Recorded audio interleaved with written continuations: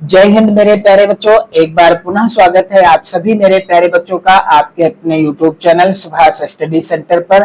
तो जितने भी मेरे प्यारे बच्चे कक्षा 9 के विद्यार्थी 2024-2025 की वार्षिक परीक्षा देंगे, आप सभी के लिए मैं लेकर के आ चुका हूं हिंदी विषय का मॉडल पेपर। और मेरे प्यारे बच्चों, आपका जो वार्षिक परीक्षा का पेपर होगा 2025 की वार्षिक परीक्षा का, उसमें हिंदी विषय का पेपर कैसा आएगा, पेपर का पैटर्न क्या रहेगा, किस तरह के प्रश्न आएंगे, किस तरह के आप देखेंगे, प्रश्न का पूछने का तरीका क्या है, सारी चीजें आप इस मॉडल पेपर से समझ जाओगे। और मेरे प्यारे बच्चों, 100% की गारंटी मेरी है कि यहाँ से प्रश्न आपकी वार्षिक परीक्षा 2025 में जरूर पूछे जाएंगे। इस मॉडल पेपर को मैं पूरा सॉल्व कराऊंगा, तो यदि आप चैनल पर नए हैं तो चैनल को सब्सक्राइब कर लेना और वीडियो को लाइक शेयर जरूर कर देना। मेरे प्यारे बच्चों, यहाँ पर आप सभी लोग ध्यान दीजिएगा, हिंदी विषय का मॉडल पेपर है। जैसा कि आप सभी जानते हैं, समय आपको वार्षिक परीक्षा में 3 घंटे 15 मिनट का मिलेगा। पेपर का पूर्णांक कितना रहेगा? 70 अंकों का। आपको पता ही है पेपर का पूर्णांक कितने अंकों का रहता है? 70 अंकों का रहता है। यहाँ पर नोट के अंतर्गत लिखा हुआ है, प्रारंभ के 15 मिनट परीक्षार्थियों को प्रश्न पत्र पढ़ने के लिए निर्धारित हैं। और दूसरा है यहाँ पर प्रश्न पत्र 2 खंड में विभाजित है। पेपर कितने खंड में विभाजित रहेगा? 2 खंडों में विभाजित रहेगा, खंड आ और खंड बा। अब खंड आ में यहाँ पर आप लोग ध्यान देंगे, थोड़ा सा मिसप्रिंट है। खंड आ में 20 अंक के बहुविकल्पी प्रश्न दिए गए हैं।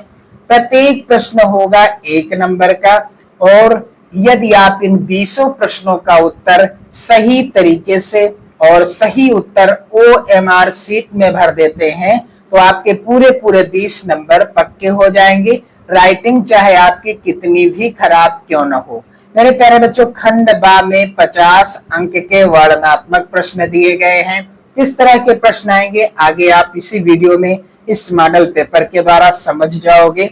मेरे प्यारे बच्चों, प्रत्येक प्रश्न के सम्मुख निर्धारित अंक भी अंकित हैं कि कौन सा प्रश्न कितने नंबर का है। तो चलिए मेरे प्यारे बच्चों, खंड आ के सभी प्रश्नों का उत्तर मैं आपको बताता चलूंगा। पहला प्रश्न है यहाँ पर, खड़ी बोली गद्य के जनक हैं। दिए गए विकल्पों में से कौन है जिन्हें खड़ी बोली गद्य का जनक कहा जाता है? तो उत्तर क्या होगा मेरे प्यारे बच्चों? भारतेंदु हरिश्चंद्र जी को खड़ी बोली गद्य का जनक या खड़ी बोली गद्य का पितामह भी कहा जाता है। दूसरा प्रश्न है, वेरी इंपॉर्टेंट प्रश्न है इस मॉडल पेपर की। इन सभी प्रश्नों को आप लोग तैयार कर लो और 2025 की वार्षिक परीक्षा के लिए आप चैनल को भी सब्सक्राइब कर लेना। मेरे प्यारे बच्चों, दूसरा प्रश्न है, परीक्षा गुरु के रचनाकार कौन है? दिए गए विकल्पों में से परीक्षा गुरु किसकी रचना है? इसका उत्तर हो जाएगा लाला श्रीनिवास दास जी के द्वारा लिखी गई है रचना परीक्षा गुरु, जो कि है हिंदी का प्रथम उपन्यास। यदि प्रश्न आ जाए कि परीक्षा गुरु जो कि हिंदी का प्रथम उपन्यास है, यह किसके द्वारा लिखा गया, तो यहाँ पर इसका उत्तर आपने देखा, लाला श्रीनिवास दास। तीसरा प्रश्न है, सीमा रेखा एकांकी में पात्रों की संख्या कितनी है? सीमा रेखा एकांकी में कितने पात्र हैं? तो इसका उत्तर हो जाएगा 8। प्रश्न संख्या 4 है मेरे प्यारे बच्चों, 100 अजान एक सुजान के लेखक कौन है? तो 100 अजान एक सुजान यह रचना किसकी है? इसका उत्तर हो जाएगा बाल कृष्ण भट्ट। अगला प्रश्न है, आनंद कादम्बिनी के संपादक कौन है? तो आनंद कादम्बिनी किसकी रचना है? इसका उत्तर क्या हो जाएगा? बद्री नारायण चौधरी प्रेमघन। आनंद कादम्बिनी पत्रिका के संपादक कौन है? बद्री नारायण चौधरी प्रेमघन। प्रश्न संख्या 6 है, पृथ्वीराज रासो प्रसिद्ध कृति है। पृथ्वीराज रासो जो कि प्रसिद्ध रचना है, दिए गए विकल्पों में से किसकी रचना है? इसका उत्तर क्या होगा? पृथ्वीराज रासो चंद बरदाई जी की रचना है। और यदि प्रश्न आता है कि पृथ्वीराज रासो किस युग की रचना है, तो यह मेरे प्यारे बच्चों रचना है किस युग की? पृथ्वीराज रासो रचना है आदिकाल की। प्रश्न संख्या 7 है मेरे प्यारे बच्चों, सुदामा चरित के रचनाकार कौन है? तो इसका उत्तर क्या हो जाएगा? सुदामा चरित नरोत्तम दास जी की रचना है। प्रश्न संख्या 8 है, हिंदी साहित्य को आदिकाल के लिए सिद्ध सामंत काल नाम दिया। यानी हिंदी साहित्य के आदिकाल को सिद्ध सामंत काल का नाम किसने दिया? यानी आदिकाल को सिद्ध सामंत काल के नाम से किसने पुकारा या किसने कहा सिद्ध सामंत काल? तो यहाँ पर आप लोग ध्यान दीजिएगा, इस प्रश्न का उत्तर क्या हो जाएगा मेरे प्यारे बच्चों? आप सभी लोग ध्यान दीजिएगा, इस प्रश्न का उत्तर हो जाएगा राहुल सांकृत्यायन जी ने हिंदी के इतिहास में जो सबसे पहला काल है आदिकाल, जिसे राहुल सांकृत्यायन जी ने सिद्ध सामंत काल का नाम दिया था। प्रश्न संख्या 9 है, धीर रस का स्थायी भाव क्या है? तो आप सभी जानते हैं धीर रस का स्थायी भाव है उत्साह। प्रश्न संख्या 10 है मेरे प्यारे बच्चों, तन अनुहरत सुचंदन खोरी श्यामक गौर मनोहर जोरी प्रस्तुत काव्य पंक्ति में कौन सा छंद है? तो मेरे प्यारे बच्चों, यह जो छंद है यानी ये जो पंक्तियां हैं किस छंद में लिखी हुई है? चौपाई छंद में लिखी हुई है। प्रश्न संख्या 11 है, केकी रो की नूपुर धुन सुन जगती जगती की भूख प्यास में कौन सा अलंकार है? तो जहां पर एक शब्द की आवृत्ति एक से अधिक बार यानी 2 बार हो और दोनों का अर्थ अलग अलग हो, वहां पर होता है यमक अलंकार। यहाँ पर आप देख रहे हैं प्रस्तुत उदाहरण में जगती जगती 2 बार लिखा है यानी 2 बार प्रयोग हुआ है और दोनों का अर्थ अलग है, इसलिए यहाँ पर है यमक अलंकार। प्रश्न संख्या 12 है, माथा का तद्भव रूप क्या होगा? तो माथा का तद्भव रूप क्या होगा? मस्तक हो जाएगा। यहाँ पर आप लोग ध्यान दीजिएगा, माथा का तद्भव रूप क्या हो जाएगा? यहाँ पर थोड़ा सा मिसप्रिंट हो गया है, जो कि मैं आपको बता दूं, माथा का तत्सम, यहाँ पर तद्भव नहीं होना चाहिए था, तत्सम। आप लोग ध्यान देंगे, तत्सम रूप क्या है? मस्तक है। ये वाला जो है विकल्प सही है। प्रश्न संख्या यहाँ पर 13 है, नवरत्न में समास कौन सा है? तो नवरत्न में जिस समास का पहला पद संख्यावाची यानी गिनती बताने वाला हो, वहां पर समास होता है कौन सा?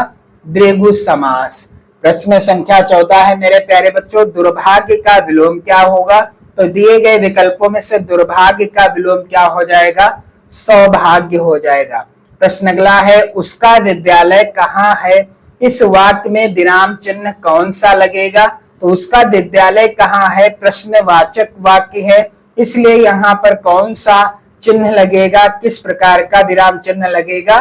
प्रश्नवाचक चिन्ह लगेगा। भानु भास्कर दिवाकर आदि किसके पर्यायवाची हैं?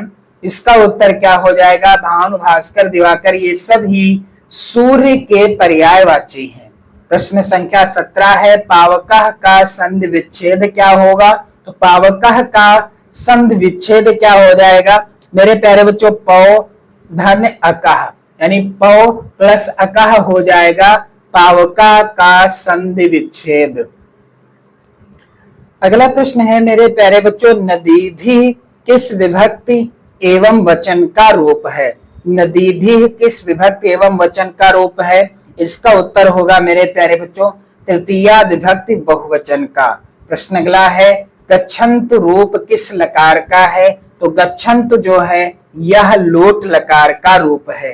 प्रश्न संख्या 20 है मेरे प्यारे बच्चों, मतैक्यम में संधि कौन सी है? तो मतैक्यम में है मेरे प्यारे बच्चों वृद्धि संधि। यहाँ पर आप लोग ध्यान दीजिएगा, 20 प्रश्न बहुविकल्पी होंगे, प्रत्येक प्रश्न 1 अंक का होगा और इस तरह से 20 नंबर आपके पूरे पूरे पक्के होंगे जब आप OMR शीट में क्या भरेंगे? इन 20 प्रश्नों का आंसर। मेरे प्यारे बच्चों खंड बा इस तरह से आएगा, आप लोग ध्यान देंगे। खंड बा जो कि इस प्रकार से है, प्रश्न संख्या 21 का के अंतर्गत है, निम्नलिखित गद्यांशों में से किसी एक के नीचे दिए गए प्रश्नों के उत्तर दीजिए। तो यहाँ पर गद्यांश है और गद्यांश के नीचे दिए गए हैं 3 प्रश्न। यदि आप किसी एक गद्यांश के नीचे दिए गए 3 प्रश्नों का उत्तर देते हैं तो आपके पूरे 6 नंबर पक्के हो जाएंगे। मेरे प्यारे बच्चों, आप सभी लोग ध्यान दीजिएगा, यहाँ पर गद्यांश है आज उस दिन। यहाँ पर आप लोग ध्यान देंगे, आज होगा फिर उस होगा, दिन की बात याद करके मुझे जितनी ग्लानि हो रही है उसे प्रकट नहीं कर सकता। मेरे प्यारे बच्चों, यह जो गद्यांश है इसका संदर्भ लिखना होगा। तो आप यहाँ पर ध्यान देंगे, यह गद्यांश लिया गया है किस पाठ से? मंत्र शीर्षक पाठ से। लेखक हैं मंत्र शीर्षक पाठ के कौन? मुंशी प्रेमचंद जी हैं। मेरे प्यारे बच्चों, अथवा में भी गद्यांश है, इस गद्यांश को आप लोग जरूर पढ़ लेना। हमारे बेचारे पुरखे ना गरुड़ के रूप में आ सकते हैं, ना मयूर के, ना हंस के, उन्हें पितर पक्ष में हमसे कुछ पाने के लिए काक बनकर ही अवतीर्ण होना पड़ता है। यह गद्यांश किस पाठ से लिया गया है? यह गद्यांश मेरे प्यारे बच्चों गिल्लू नामक पाठ से लिया गया है। किस पाठ से? गिल्लू नामक पाठ से। और इस पाठ को लिखा किसने है? महादेवी वर्मा जी ने। महादेवी वर्मा जी के द्वारा यह पाठ लिखा हुआ है। तो मेरे प्यारे बच्चों, प्रश्न अगला है यहाँ पर, निम्नलिखित पद्यांश में से किसी एक के नीचे दिए गए प्रश्नों के उत्तर दीजिए।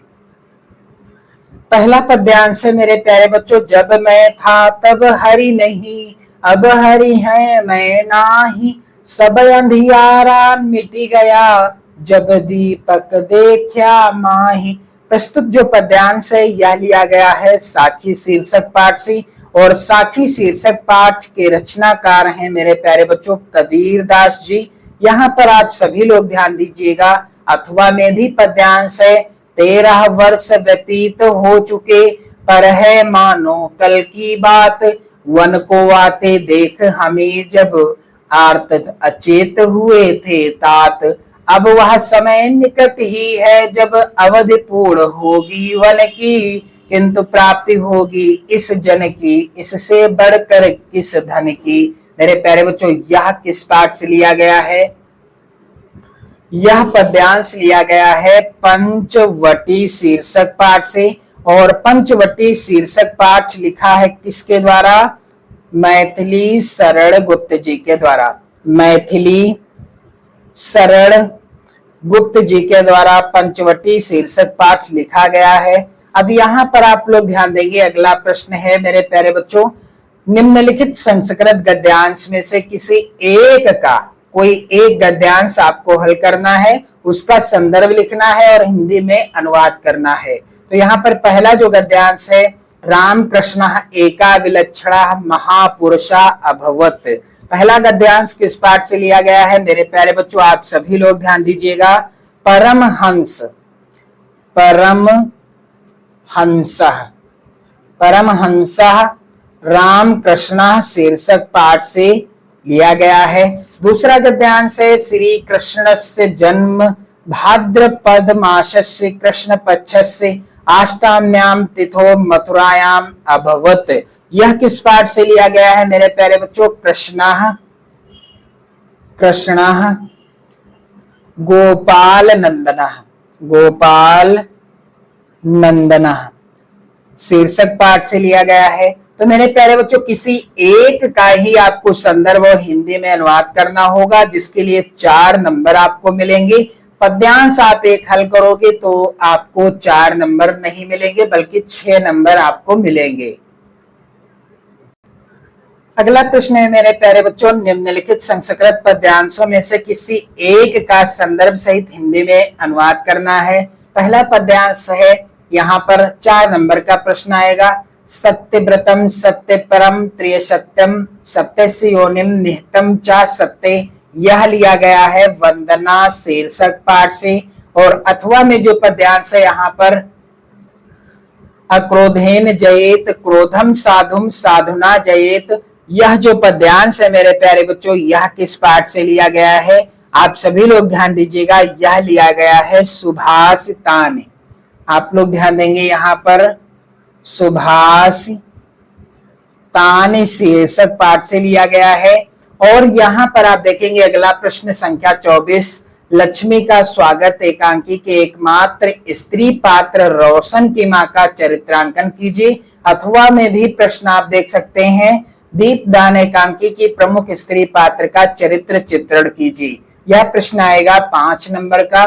प्रश्न संख्या 25 का है, निम्नलिखित लेखकों में से किसी एक लेखक का जीवन परिचय देते हुए उनकी किन्हीं 2 रचनाओं का नाम लिखिए। यहाँ पर 4 नंबर का प्रश्न है, महत्वपूर्ण लेखकों का नाम दिया होगा, किसी एक लेखक का जीवन परिचय और उनकी रचनाओं का नाम लिखना है।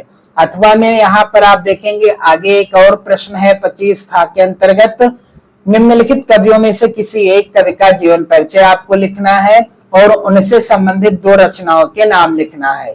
4 नंबर का यह प्रश्न भी आएगा। महत्वपूर्ण कवियों का नाम आप देख पा रहे हैं, इनका जीवन परिचय आप लोग जरूर तैयार कर लेना। मेरे प्यारे बच्चों, प्रश्न अगला है, यहाँ पर अपनी पाठ्य पुस्तक से कंठस्थ किया हुआ कोई एक श्लोक लिखिए जो इस प्रश्न पत्र में ना आया हो। प्रश्न संख्या 27 है, निम्नलिखित प्रश्नों में से किन्हीं 2 प्रश्नों के उत्तर संस्कृत में दीजिए। 4 नंबर का प्रश्न आया हुआ है। मेरे प्यारे बच्चों, इन सभी प्रश्नों को आप लोग तैयार कर लेना। प्रश्न संख्या 28 है, निम्नलिखित मुहावरे एवं लोकोक्ति में से किसी एक का अर्थ बताते हुए वाक्य प्रयोग कीजिए। मेरे प्यारे बच्चों, यहाँ पर आप देख पा रहे हैं 4 हैं मुहावरे और लोकोक्ति मिलाकर, आपको किसी एक का अर्थ और वाक्य प्रयोग करना है। मेरे प्यारे बच्चों, प्रश्न यहाँ पर 29 है, निम्नलिखित में से किन्हीं 2 वाक्यों का अनुवाद संस्कृत में आपको करना होगा। 4 नंबर का प्रश्न आएगा। और प्रश्न यहाँ पर आप देख पा रहे हैं 30 है, छात्रवृत्ति के लिए एक प्रार्थना पत्र लिखिए। यह प्रश्न आएगा 5 नंबर का। अथवा में प्रश्न है, प्रधानाचार्य को पत्र आकस्मिक अवकाश हेतु तो एक प्रार्थना पत्र लिखिए जिसमें 2 दिन का अवकाश मांगा गया हो। मेरे प्यारे बच्चों, आप सभी लोग वीडियो को शेयर जरूर कर देना और चैनल पर यदि आप नए हैं तो चैनल को भी सब्सक्राइब कर लेना। इस मॉडल पेपर के साथ साथ मैं आपको कई मॉडल पेपर की वीडियो भी प्रोवाइड कराऊंगा ताकि आप अच्छा स्कोर कर सकें वार्षिक परीक्षा 2025 में। मेरे प्यारे बच्चों, आप सभी लोग वीडियो को जरूर शेयर कर देना। जय हिंद।